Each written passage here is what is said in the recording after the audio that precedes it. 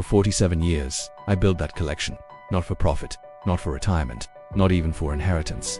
I built it for history, and in less than 3 months, my own grandson liquidated it to cover his secret crypto debt. This isn't just a story about money, it's a story about trust, recklessness, and what happens when digital gambling collides with generational legacy. I started collecting coins when I was 19. My first purchase was a worn 1921 Morgan silver dollar.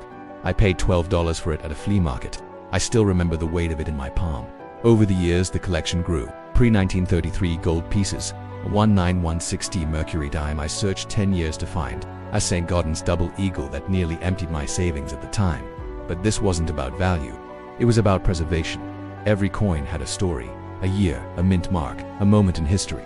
And when my grandson was 12, I began teaching him how to hold a coin by the edges, how to read grading scales, why luster matters. He seemed fascinated. I thought I was passing down appreciation. I didn't realize I was also passing down access. It started with a gap in the display case. I assumed I had moved it. Then another coin disappeared. Then an entire tray was gone. There was no sign of forced entry. The safe hadn't been damaged. Only 2 people knew the code, me and him. I told myself there had to be another explanation, but deep down, I already knew. When I confronted him, he avoided eye contact. He said he had borrowed a few coins, borrowed to invest. That's when I heard the word crypto.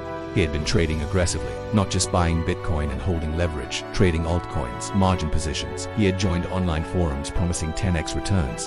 When the market dipped, he doubled down. When it crashed, he borrowed to recover losses. And when lenders started calling, he needed liquidity, fast liquidity. My collection was liquid. The numbers were worse than I imagined. 6 figures accumulated through margin positions and personal loans. He wasn't investing, he was chasing losses. The psychology of gambling had taken over. He believed one trade would fix everything. Instead, each trade dug the hole deeper. He didn't tell the family. He didn't ask for help. He quietly removed coins from the safe one by one, selling them to a private collector through a broker network below market value. Because speed mattered more than price, that was the part that hurt the most. Not just that he sold them, but that he undervalued them, like they were just metal. People think cryptocurrency is invisible. It's not. It's permanently recorded.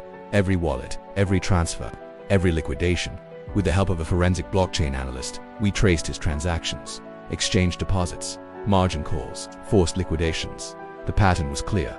He would deposit funds, open high-risk leveraged trades, lose, borrow, repeat. The coins weren't funding opportunity. They were funding desperation.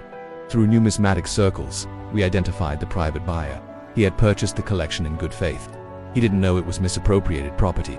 I approached him calmly, presented documentation, appraisal records, original ownership verification, transaction timelines. He was shocked. We offered a solution: return the coins at his purchase price, or face a legal dispute that would freeze resale rights.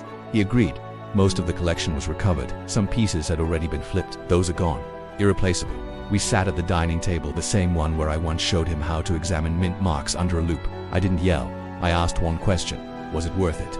He broke, not defensively, not angrily, but with the realization that numbers on a screen had cost him something physical, something permanent.